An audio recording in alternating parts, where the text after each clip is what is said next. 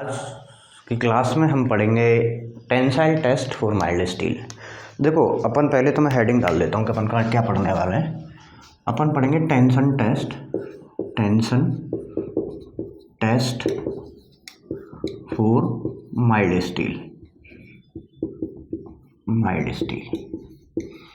देखो जब भी अपन बात करते हैं इसकी टेंसाइल टेस्ट की तो कुछ एक चीज़ें अपन को ध्यान रखनी है कि भाई एक तो एक टेस्ट करते कैसे है ना, टेस्ट का प्रोसीजर क्या होगा, कैसे तो अपन करेंगे, इसके क्या रिजल्ट्स आएंगे, ठीक है, और किस तरह का अपन सैंपल बना के लेंगे। तो सबसे पहले कुछ एक जो पॉइंट है, एक तो मशीन, जो किस मशीन से अपन करते हैं है ना, तो इसको टेंसाइल जो टेस्ट किया जाता है वो यूटीएम में किया जाता है। कहाँ किया जाता है भाई? यूटीएम। और यूटीएम का मतलब क्या होता है? Universal testing machine. ये तो हो गया अपना मशीन का नाम हो गया भाई। क्या हो गया भाई? यूटीएम, यानी कि यूनिवर्सल टेस्टिंग मशीन। नाम से ही पता लग गया अपन को, चलो यूनिवर्सल टेस्टिंग मशीन की बात कर रहे हैं। और यूनिवर्सल नाम क्यों दिया हुआ है? देखो इसके अंतर्गत अपन कई सारे टेस्ट कर सकते हैं। जैसे अपन एक तो कर ही रहे टेंसाइल टेस्ट है ना, टेंसाइल स्ट्रेंथ अपन को चेक करनी हो, कंप्रेसिव चेक करनी हो, कंप्रेसिव स्ट्रेंथ चेक करनी हो, या फिर शियर स्ट्रेंथ अपन को चेक करनी हो, तो ये सारी चीज़ें अपन क्या कर सकते हैं? इस मशीन से कर सकते हैं। कौन सी से? यूनिवर्सल टेस्टिंग मशीन से अपन ये सारे टेस्ट कर सकते हैं। अब जब भी अपन बात करते हैं, अब देखो माइल्ड स्टील क्या होता है, पहले इसको भी पढ़ लेते हैं थोड़ा सा। माइल्ड स्टील क्या होता है? माइल्ड स्टील,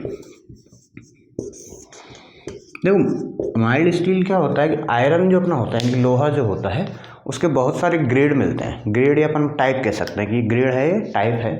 तो जैसे कि आपने कुछ एग्जांपल सुने होंगे, जैसे कि पिग आयरन, ठीक है, पिग आयरन नाम सुना होगा आपने, कास्ट आयरन,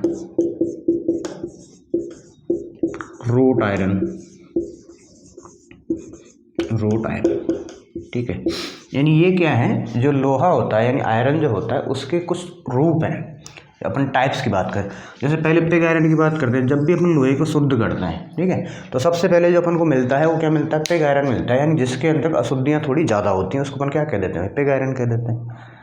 कास्ट आयरन जिसको थोड़ा सा और शुद्ध कर लिया तो क्या हो जाता है? कास्ट आयरन हो जाता है, ठीक है। अशुद्धियों में क्या हो सकता है? कार्बन हो सकता है, सल्फर हो सकता है, पोटेशियम हो सकता है, एल्युमिनियम, जो भी इसके अंदर मिक्स है, आयरन के अलावा जो भी चीज़ होगी वो क्या होगी? अशुद्धि होगी। उसके बाद यदि उसको और शुद्ध कर दिया जाता है तो बन जाता है रोट आयरन, ठीक है। रोट आयरन को अपन क्या कह देते हैं? पिटवा लोहा या ढलवा लोहा भी कहते हैं, ठीक है, पिटवा या ढलवा, ठीक है। यानी कि जिसको अपन पीट के, है ना, पिटवा का मतलब क्या होता है? जिससे बहुत ज़्यादा फोर्स लगाए अपन तो क्या कर सकते हो? नरम हो जाता है, ठीक है, टूटता नहीं इतना जल्दी पिटने के बाद में, है ना। तो एक तरह से टूटता नहीं, उसको अपन क्या कहते थे? अपन एक प्रॉपर्टी पढ़ी थी, डक्टिलिटी, यानी कि उसके अंदर क्या होती है? डक्टिलिटी ज़्यादा होती है। तो जैसे जैसे मटेरियल के अंदर क्या होगा, उसमें अशुद्धि कम होती जाएगी, ठीक है, अशुद्धि कम होती जाएगी, उसके अंदर डक्टिलिटी बढ़ती जाएगी। और इसमें बेसिकली जो एक मेन जो कंपोनेंट होता है, मेन जो कंपोनेंट है वो होता है कार्बन का। क्या होता है भाई? कार्बन का। यानी कि ये पूरी जो प्रोसेस है वो डिपेंड करती है कार्बन पर। यानी जितना ज़्यादा कार्बन होगा उसकी स्ट्रेंथ तो अच्छी रहेगी लेकिन उसकी डक्टिलिटी कम रहेगी। तो जब मैं बात करूँ कास्ट आयरन की, तो कास्ट आयरन की स्ट्रेंथ तो अच्छी होती है। क्या होती है भाई? स्ट्रेंथ तो अच्छी होती है, स्ट्रेंथ, लेकिन ये क्या डक्टाइल नहीं होता है, डक्टाइल नहीं होता है, क्रॉस लगा देते हैं। रोट आयरन की बात करें तो स्ट्रेंथ इसकी थोड़ी कम होती है, स्ट्रेंथ लेस, डक्टाइल मोर, यानी कि डक्टिलिटी ज़्यादा होती है, यानी कि इसको खींचेंगे तो लंबा हो जाएगा टूटने से पहले काफ़ी सारा, ठीक है। तो अब ये दो, एक अपने पास क्या है? स्ट्रेंथ दे रहा है अच्छी खासी, और एक क्या है? ये डक्टाइलिटी दे रहा है। और अपन को क्या चाहिए भाई? एक बीच का मीडियम चाहिए। अपन को क्या चाहिए भाई? कुछ प्रॉपर्टी तो इधर से मिल जाए और कुछ इधर से मिल जाए। तो इस तरह से अपन ने माइल्ड बना लिया, यानी बीच का पोर्शन बना दिया माइल्ड स्टील, यानी कि जिसके अंदर अशुद्धियाँ इससे तो कम है और इससे ज़्यादा है। तो यहाँ से इसकी स्ट्रेंथ कम मिल जाएगी लेकिन डक्टिलिटी इधर मिल जाएगी। इन दोनों प्रॉपर्टी यदि मिक्स हो जाएंगी तब अपन को क्या मिल जाएगा? माइल्ड स्टील मिल जाएगा, ठीक है। तो ये होता है अपना माइल्ड स्टील, जिसके अंदर कार्बन कंटेंट की यदि मैं बात करूँ तो नॉर्मली 0.25% कार्बन की कंटेंट होती है, कार्बन की मात्रा होती है इसके अंदर 0.25%। यदि इसकी बात करूं मैं रोट आयरन की, तो रोट आयरन के अंदर होगी 0.15% से कम, लेस देन। और कास्ट आयरन की अपन बात करेंगे जिसमें हो जाएगी अपनी इससे ग्रेटर की बात लगा लेंगे। हाँ, तो 1 to 25, 1 से 2.5% के बीच में कार्बन कंटेंट होती है कास्ट आयरन के अंतर्गत। तो इससे तो अपन ने कम कर दिया और इससे ज़्यादा कर दिया। इस तरह से अपन ने एक बीच का मेटेरियल निकाल लिया जिसको अपन क्या कह देते हैं, माइल्ड स्टील कह देते हैं। तो अब जब अपन टेस्ट करते हैं इसका माइल्ड स्टील का, तो सबसे पहले अपन क्या करते हैं, एक सैंपल लेते हैं। सैंपल मतलब एक रॉड लेंगे भाई, जैसे कि ये कोई रॉड है ना, ये भी क्या है, एक सिलेंड्रिकल बार ले लेते हैं। ये अपन ने एक सिलेंड्रिकल बार ले ली, ठीक है। इसकी ये लंबाई हो गई L, ये इसकी क्या होगी लंबाई, और ये इसका क्या हो गया डायमीटर यानी कि व्यास। और इस L को जो अपन कहते हैं वो कहते हैं अपन गेज लेंथ। क्या बोलते हैं भाई, गेज लेंथ। L को बोलते हैं गेज लेंथ, यानी इसको यहाँ से पकड़ लिया जाएगा, यहाँ से पकड़ लिया जाएगा, तो ये बीच की डिस्टेंस बच जाएगा, उसको गेज लेंथ कह देंगे। और ये इसका हो गया डायमीटर।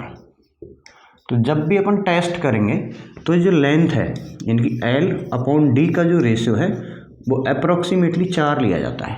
क्या लिया जाता है भाई, 4 लिया जाता है। लंबाई जो है वो डायमीटर से 4 गुनी होनी चाहिए अपनी, किसके अंतर्गत, इस टेस्ट को करने के दौरान। और नॉर्मली जो अपन लेते हैं, जनरली जो अपन लेते हैं वो इसकी लंबाई तो लेंगे कितनी, 2 इंच, ठीक है। और इसकी जो डायमीटर लेंगे तो इसका 4 से भाग देंगे, कितना आ जाएगा, 0.5 इंच, ठीक है। तो जब भी अपन टेंसाइल टेस्ट करते हैं तो उसके लिए एक सिलेंड्रिकल रॉड लेते हैं। ये अपन को रॉड दिख रही है, जिसकी लंबाई यानी गेज लेंथ होती है अपनी, वो डायमीटर की 4 गुनी होती है, ठीक है। तो ये वाला टेस्ट ले लिया। अब क्या करेंगे, यूटीएम मशीन, यूटीएम यानी कि यूनिवर्सल टेस्टिंग मशीन जो है, उसके दोनों एंड से अपन इसको पकड़ लेंगे और फिर इसको ग्रेजुअली मतलब धीरे धीरे अपन इसको क्या करेंगे, खींचेंगे, ठीक है। धीरे धीरे खींचेंगे। तो देखो जब भी अपन फोर्स लगाते हैं किसी भी चीज़ पे, तो अपन ने पढ़ा था कि स्ट्रेन जनरेट होगा। क्या जनरेट होगा भाई, स्ट्रेन जनरेट होता है। स्ट्रेन यानी कि लंबाई भी बढ़ेगी, और स्ट्रेन क्या होता है, डेल L/L, यानी कि जितनी लंबाई में चेंज हुआ पहले पूरी लंबाई कितनी थी वो तो स्ट्रेन हो जाता है। और स्ट्रेस क्या हो जाता है भाई, इसको यदि मैं एप्सिलॉन से शो करता हूँ तो स्ट्रेस को किससे शो करता हूँ, सिग्मा से। ये अपना क्या होता है भाई, फोर्स अपॉन एरिया। क्या हो जाता है, फोर्स अपॉन एरिया। यूनिट की बात करें तो वही न्यूटन पर मीटर स्क्वायर, और इसकी तो यूनिट होती ही नहीं है। ये क्या होता है भाई, यूनिट लेस होता है। तो जैसे जैसे मैं इसको खींचूंगा तो एक बार खिंचता हुआ जाएगा, है ना, और कुछ टाइम बाद यानी एक एक्सट्रीम लोड के बाद में क्या हो जाएगा, टूट जाएगा। तो जब अपन इसको इस रिजल्ट को देखते हैं, है ना, जब इस टेंसाइल टेस्ट के अपन रिजल्ट को देखते हैं तो वहाँ से अपन को एक कर्व मिलता है, ठीक है। यहाँ से क्या मिलता है, एक कर्व मिलता है, और उसको मैं क्या कहूँगा, स्ट्रेस स्ट्रेन कर्व। क्योंकि अब कर्व किस किस के बीच में है, मैं स्ट्रेस की वैल्यू बढ़ाता जाऊँगा और मेरे को स्ट्रेन मिलता जाएगा भाई, कभी ज़्यादा मिलेगा कभी कम मिलेगा, ठीक है। तो वो किस तरह से मिलता है उसको अपन एक कर्व से डिनोट करते हैं, उसको एक कर्व से डिनोट करते हैं, उस कर्व का नाम है स्ट्रेस स्ट्रेन कर्व, ठीक है। तो अभी मैं बात करूँ स्ट्रेस स्ट्रेन कर्व की, ठीक है। अब मैं अपन कर्व बना देता हूँ, पहले हेडिंग डाल लेते हैं, stress and strain curve for mild steel tensile test. Test कौन सा कर रहे हैं अपन, टेंशन टेस्ट। जब अपन ने टेंशन टेस्ट किया तो अपन को किस तरह का रिजल्ट मिला उसकी अपन यहाँ पे बात करेंगे, ठीक है। तो देखो सबसे पहले जब मैं बात करूँ, अपन कैसे लेते हैं, जब भी कोई ग्राफ बनाते हैं तो कैसे कर देते हैं भाई, एक एक्सिस पे तो अपन क्या ले लेंगे, स्ट्रेस, और एक पे ले लेंगे अपन स्ट्रेन, ठीक है। एक पे तो ले लेंगे स्ट्रेस, तो स्ट्रेस को हमेशा इस तरफ लिया जाएगा, बाई एक्सिस पे स्ट्रेस, और स्ट्रेस को किससे डिनोट करते हैं अपन, सिग्मा से। और वहीं स्ट्रेन की बात करूं तो स्ट्रेन को ले लिया अपन ने एक्स एक्सिस पे, जिसको डिनोट करते हैं अपन एप्सिलॉन से, ठीक है। तो अभी मैं बात कर रहा हूँ स्ट्रेस और स्ट्रेन की, तो किस में क्या रहेगा वो अपन को यहाँ पर देखना है। तो देखो इनिशियली यानी जब शुरुआत में अपन क्या करेंगे, कोई भी लोड लगाएंगे, और ये अपना इसका क्या हो गया, सेंटर हो गया। जब इनिशियली अपन ने कोई लोड लगाया तो पहली कंडीशन, जैसे जैसे अपन स्ट्रेस की वैल्यू बढ़ाते जाते हैं तो स्ट्रेन की वैल्यू एक लाइन में, यानी कि जो अपन ने पढ़ा था प्रोपोर्शनल लिमिट या फिर स्ट्रेट लाइन, क्या कह सकते हैं आप, स्ट्रेट लाइन में क्या होती है, बढ़ती हुई जाती है, स्ट्रेस लाइन में बढ़ती हुई जाती है, इस तरह से कुछ। ठीक है, जैसे जैसे अपन स्ट्रेन की वैल्यू, स्ट्रेस की वैल्यू बढ़ाते जा रहे हैं, अपन को स्ट्रेन की वैल्यू मिल रही है। ठीक है, और यहाँ एक पॉइंट तक ये लाइन कैसी रहती है भाई, स्ट्रेट वैल्यू, बिल्कुल सीधी रहती है। उसके बाद क्या होता है कि ये लाइन ऐसे जाती है, थोड़ी सी कर्व शेप हो जाती है। क्या हो जाती है भाई, कर्व शेप हो जाती है। ठीक है, ये हो गई कर्व शेप, और एक बढ़ने के बाद एक पॉइंट अपन को ऐसा मिलता है। ठीक है, यहाँ तक इन पॉइंट को मैं एनालिसिस कर देता हूँ। जैसे कि ये पहला पॉइंट जो मिला अपन को, ओ से अपन ने लेके पहला पॉइंट मिला जहाँ तक लाइन मेरी सीधी गई है। ठीक है, तो सीधी गई, इसका मतलब यहाँ पे क्या है, जो स्ट्रेस है, जो स्ट्रेस है वो क्या है, डायरेक्टली प्रोपोर्शनल है स्ट्रेन। यानी कि जैसे जैसे आप स्ट्रेस की वैल्यू बढ़ा रहे हो तो स्ट्रेन की वैल्यू लगातार बढ़ रही है। तो इस पॉइंट का नाम दे दिए ए, और इस पॉइंट को बोल देते हैं अपन प्रोपोर्शनल लिमिट। क्या बोल देते हैं भाई, प्रोपोर्शनल लिमिट। तो मैं कह सकता हूँ ओ से लेके ए के बीच का जो रीजन होता है, ठीक है, उसको अपन क्या बोल देते हैं भाई, प्रोपोर्शनल लिमिट। Proportional limit. और प्रोपोर्शनल लिमिट क्यों बोला, क्योंकि यहाँ तक जो स्ट्रेस था वो स्ट्रेन के डायरेक्टली बढ़ रहा था, प्रोपोर्शनल था, और यहीं तक अपना क्या होता है, हुक्स लॉ वैलिड होता है। ये अपने ने पढ़ा था, हुक्स लॉ। हुक्स लॉ क्या कहता है भाई, stress is directly proportional to strain. उसके बाद अपन ने एक लोड लगाया और उसको बी पॉइंट पे रिलीज कर दिया। ठीक है, बी पॉइंट पर रिलीज कर दिया, तो यहाँ से क्या होता है कि यदि अपन ने स्ट्रेस को हटा भी दिया, स्ट्रेस को जैसे अपन हटा देंगे तो ये मटेरियल अपनी पुरानी कंडीशन में वापस आ जाता है। ठीक है, यदि यहाँ पे यदि स्ट्रेस को रिलीज कर दिया जाता है तो ये मटेरियल अपनी पुरानी वापस कंडीशन में आ जा सकता है, इसके बाद नहीं आएगा। तो यानी कि ऐसा कोई पॉइंट जहाँ से मटेरियल अपनी वापस इनिशियल कंडीशन में आ जाता है, तो उस प्रॉपर्टी को क्या कहते थे, इलास्टिसिटी। भाई इलास्टिसिटी क्या था, यदि आपने किसी मटेरियल पे कोई लोड लगाया और यदि लोड्स की वजह से उसमें डिफॉर्मेशन आएगा, और डिफॉर्मेशन यदि आपने हटा दिया तो पुरानी कंडीशन में आ जाए तो उसको अपन कहते थे इलास्टिसिटी। तो बी पॉइंट तक ये क्या करता है, मटेरियल वापस अपनी इनिशियल कंडीशन के अंतर्गत आ जाता है। तो मैं क्या कह सकता हूँ भाई, ओ बी जो है वो क्या है, इसकी इलास्टिक लिमिट है।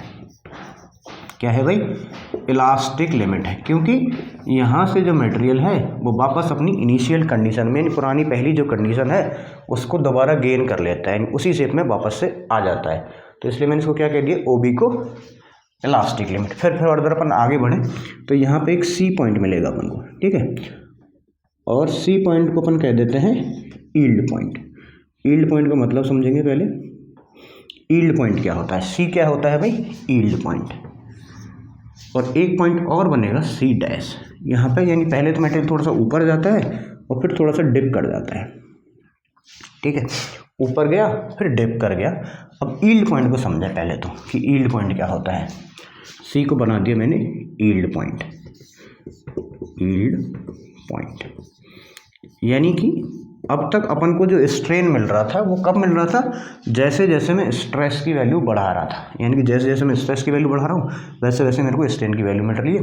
और जैसे मैंने स्ट्रेस को बढ़ाना बंद कर दिया, लेकिन उसके बाद भी अपन को स्ट्रेन मिल जाए, यानी कि सेम, यदि मैंने पहले 1 किलोमीटर का लोड लगाया, अपन को कुछ स्ट्रेन मिला, बंद हो गया, फिर 2 का लगाया, फिर कुछ मिला, फिर उसके बाद बंद हो गया, फिर 3 का बढ़ाते गए, फिर मिलता गया। अब इस पॉइंट पे जैसे मान लिया मैंने 10 किलोमीटर का लोड लगाया और उसको कंटिन्यूसली 10 किलोमीटर के लोड पे ही वो खिंचा हुआ जा रहा है। ठीक है, तो यानी कि ऐसा कोई पॉइंट जिस पे लोड लगाने के बाद में ये स्ट्रेस की वैल्यू आप ना भी बढ़ाओ, ज़्यादा नहीं बढ़ानी है, फिर भी अपन को लगातार उस पर स्ट्रेन कंटिन्यूसली मिलता जाए। ठीक है, तो without further increasing the stress value, strain is continuously come in picture. यानी कि अपन ने क्या किया, स्ट्रेस को वैल्यू को बढ़ाया नहीं, फिर भी अपन को स्ट्रेन मिलता जा रहा है, तो उस पॉइंट को कह देते हैं यील्ड पॉइंट। ठीक है, लेकिन जैसे अपन यील्ड पॉइंट की बात करते हैं तो ये थोड़ा सा डिप कर जाता है और यहाँ पे एक सी डैश पॉइंट भी बनाता है। क्या बनाता है भाई, सी डैश पॉइंट भी बनाता है। सी डैश पॉइंट, और उस पॉइंट को अपन क्या कह देते हैं, वो भी क्या है, यील्ड पॉइंट ही है। एक तरह से देखा जाए तो वो भी क्या है, एक यील्ड पॉइंट ही है। अब वो कौन सा यील्ड पॉइंट, अब तो यहाँ पे 2 यील्ड पॉइंट बन गया अपन को। भाई 2 मिल गए तो दोनों का अलग अलग नाम देना पड़ेगा, है ना, दोनों का अलग अलग नाम देना पड़ेगा। तो ऊपर वाला होता है उसको सी डैश दे दिया, नीचे को सी दे दिया। ठीक है, तो सी डैश का नाम तो क्या हो गया, अब एक ऊपर है तो इसको अपन कह दिया यील्ड पॉइंट, अपर यील्ड पॉइंट, अपर यील्ड पॉइंट, अपर यील्ड पॉइंट। और जो नीचे है उसको नाम दे दिया मैंने lower yield point, lower yield point. Lower yield point. अब ये लोअर यील्ड पॉइंट क्यों बना कि जैसे अपन मटेरियल को खींचते हैं, अपन को पता था कि माइल्ड स्टील के अंदर क्या होता है, कार्बन के क्या होते हैं, मॉलिक्यूल्स होते हैं, यानी कार्बन तो होती है, कार्बन की कुछ मात्रा होती है, तो ये कार्बन के मॉलिक्यूल से वो क्या स्लिप करने लग जाते हैं, क्या करने लग जाते हैं, एक दूसरे से स्लिप करने लग जाते हैं, यानी कि जो पहले बना हुआ था, एक दूसरे से जुड़े हुए थे, तो उनका जोड़ टूटने लग जाता है। ठीक है, तो उसकी वजह से क्या है, एक लोअर यील्ड पॉइंट बनता है। और उसके बाद अपन देखते हैं कि एक सीधी लाइन मिलती है अपन को इस तरह की। ठीक है, एक लाइन इस तरह की मिलती है और ये डी पॉइंट तक मिलती है, मान लिया कि डी पॉइंट तक मिलती है। और उसके बाद में अगेन अपन को क्या मिल जाता है भाई, जो स्ट्रेन की वैल्यू है वो बंद हो जाती है मिलना, यानी पार्टिकुलर लोड के बाद में। तो ये एक प्लेन सा रीजन बना अपन को सी डी। ठीक है, तो इस रीजन को मैं क्या कहता हूँ, प्लास्टिक प्लेट्यू। क्या बोल देते हैं भाई, प्लास्टिक प्लेट्यू। ठीक है, प्लास्टिक प्लेट्यू। तो प्लास्टिक प्लेट्यू का मतलब क्या होता है, देखो प्लेट्यू का मतलब होता है पठार। ठीक है, पठार। और पठार कैसा होता है, ऊपर से समतल। भाई पठार और पहाड़ में क्या डिफरेंस होता है, पहाड़ के अंदर क्या होती है, एक चोटी होती है, जबकि पठार के अंदर क्या ऊपर से प्लेन एरिया होता है। ठीक है, तो अभी प्लेन एरिया दिख रहा है अपन को, तो इसलिए प्लेट्यू। और प्लास्टिक क्यों कहा, क्योंकि इलास्टिक लिमिट के बाद में आ रहा है और जो डिफॉर्मेशन है वो प्लास्टिक डिफॉर्मेशन, यानी कि जब लोड को वापस हटा देंगे तो अपनी पुरानी कंडीशन में नहीं आएगा। तो इसलिए अपन इसका नाम रख दिया सी डी रीजन का, प्लास्टिक प्लेट्यू। ठीक है, समझ में आ गया, क्या रख दिया भाई, प्लास्टिक प्लेट्यू। उसके बाद में अपन देखते हैं कि अब आप यदि स्ट्रेस की वैल्यू बढ़ाओगे तो ही स्ट्रेन मिलेगा। तो अपन कुछ डायग्राम जो इस तरह से जाता है, ठीक है, कुछ इस तरह से जाता है और यहाँ पे एक पॉइंट मिलता है जो इसकी मैक्सिमम स्ट्रेस होता है। ठीक है, तो इस पॉइंट को मैं क्या कह देता हूँ, ई पॉइंट को। ई पॉइंट से पहले अपन इस रीजन की बात कर लेते हैं। डी से ई वाला जो रीजन है, डी से ई वाला जो रीजन है प्लास्टिक प्लेट्यू रीजन बोल देते हैं। देखो जो रेंज है उसको रीजन बोल देते हैं।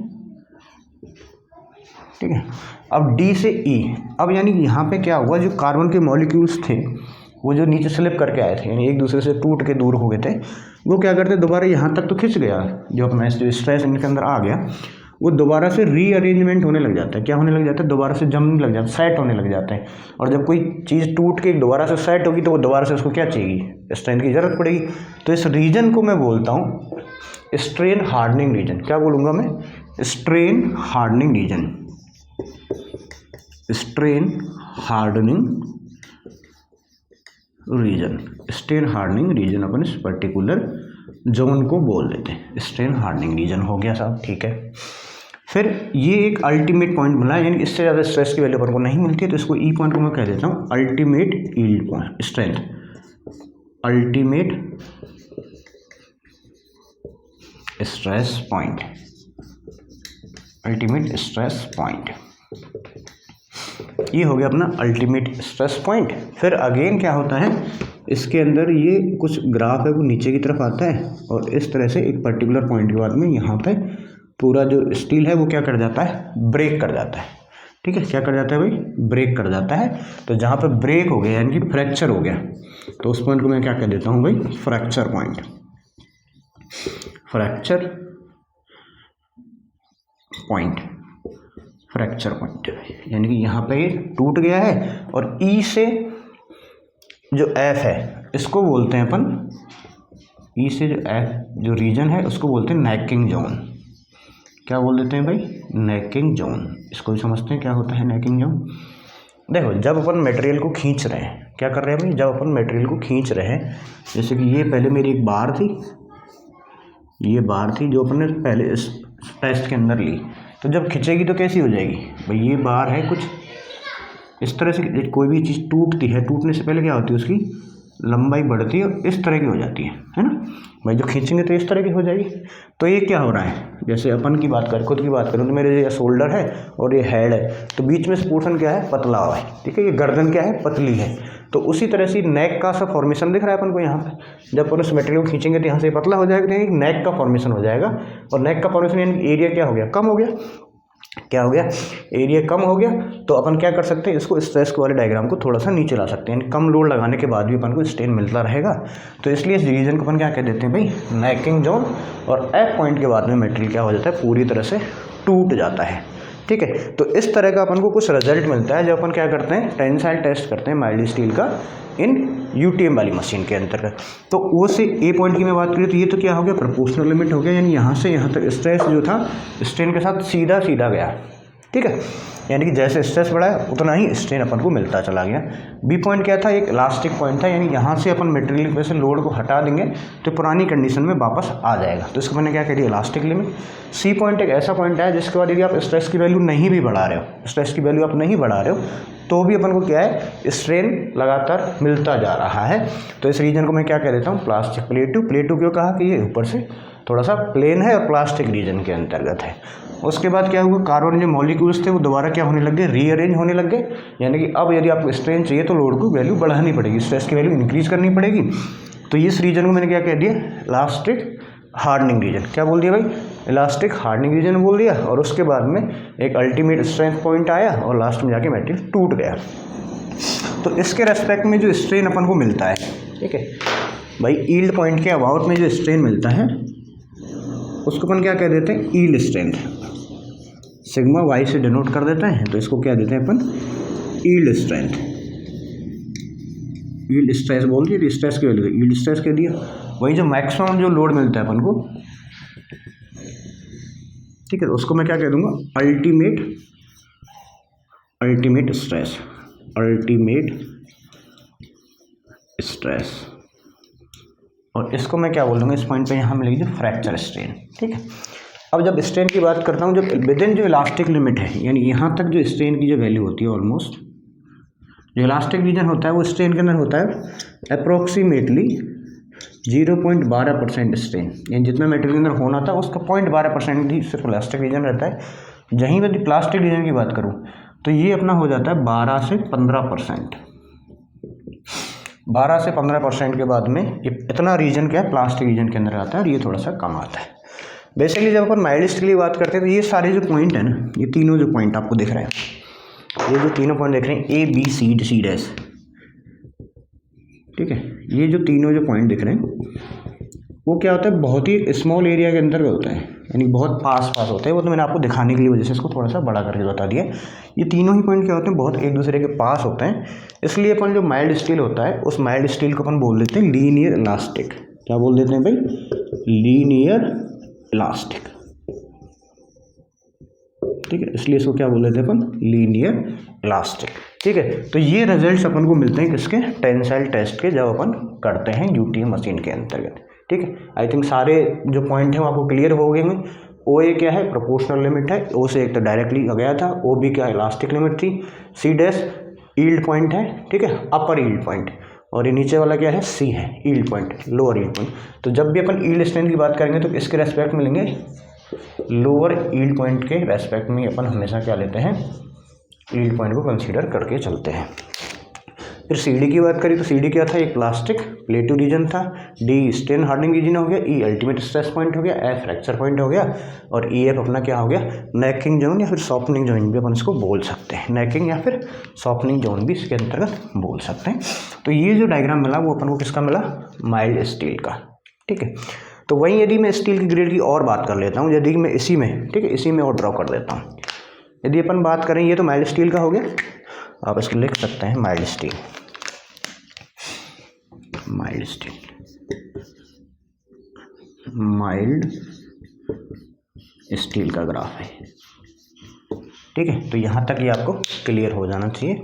अब जैसे स्टील की और भी ग्रेड अपन ने पढ़ी, ठीक है, स्टील की और भी ग्रेड के बारे में मैंने आपको बताया कि हाई कार्बन स्टील या फिर हाई टेंशन स्टील, ठीक है, तो उनके लिए भी क्या होगा, थोड़ा थोड़ा क्या होंगी, चेंजेस होंगी इस ग्राफ के अंदर, क्या होगा, थोड़ा थोड़ा चेंज होगा। तो जैसे कि अब इसमें क्या क्या पॉइंट याद रखना है अपन को, कि जो इलास्टिक जो स्ट्रेन है वो करीब करीब 0.12% तक ही होता है। जो प्लास्टिक जो डिफॉर्मेशन है प्लास्टिक स्ट्रेन, उसकी वैल्यू 12 से 15% तक हो जाती है टोटल की।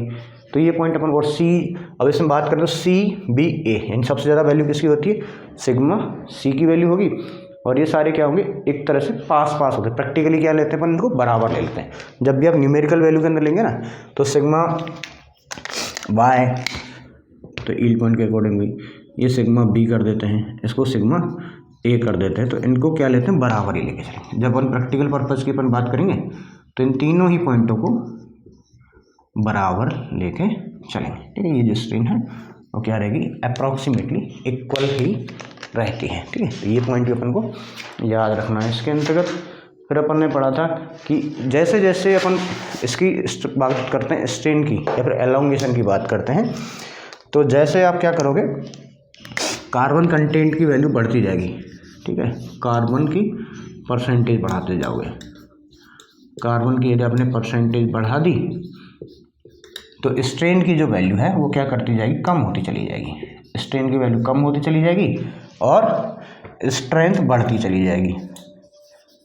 स्ट्रेंथ की जो वैल्यू है वो इंक्रीज होती हुई चली जाएगी। ये पॉइंट भी अपन को याद रखना है।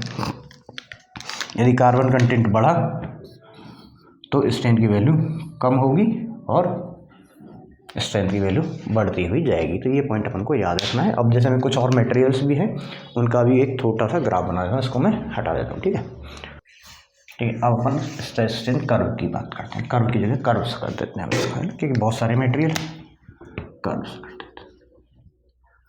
चेंज कुछ नहीं करना अपन को, जैसे कि अपन ने वही लेना है stress strain curve for tensile for various grade of steel, for various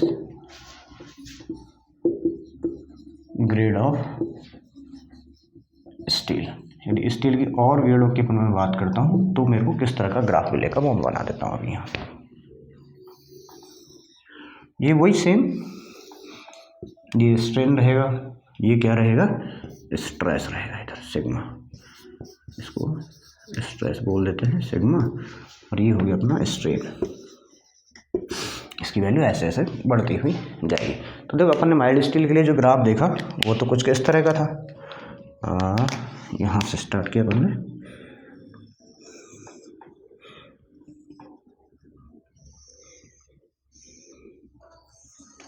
ठीक है, इसी तरह का कुछ ग्राफ बना था अभी जो मैंने बताया था। अब जैसे आप बात करोगे H/SD की बात करोगे, H/SD का मतलब क्या होता है, H/SD का मतलब होता है हाई स्ट्रेंथ डिफॉर्म बार। तो इसको मैं लिख देता हूँ, ये किसके लिए बना दिया मैंने, माइल्ड स्टील के लिए बना दिया। ये तो बना दिया मैंने माइल्ड स्टील के लिए। फिर एक स्टील की जो ग्रेड होती है, जैसे आपने आजकल सुना होगा सरिया जो पढ़ते हैं अपन जब कंस्ट्रक्शन करते हैं, जो रेनफोर्समेंट जो मटेरियल यूज़ करते हैं वो सरिया पहले माइल्ड स्टील के यूज़ किए जाते थे, अब वो यूज़ किए जाते हैं H/SD यानी हाई स्ट्रेंथ डिफॉर्म बार। देखो इसके लिए भी जो ग्राफ जाएगा वो यहाँ तक तो सेम ही रहेगा। ठीक है, यहाँ तक तो सेम ही रहेगा, उसके बाद में कुछ ऐसे जाके इस तरह का हो जाएगा। ठीक है, ये किसके लिए हो गया भाई, H/SD high strength, high yield strength, high yield strength deform bar, deform bar. ठीक है, यदि उसके लिए बनाए तो कुछ ऐसा बनेगा।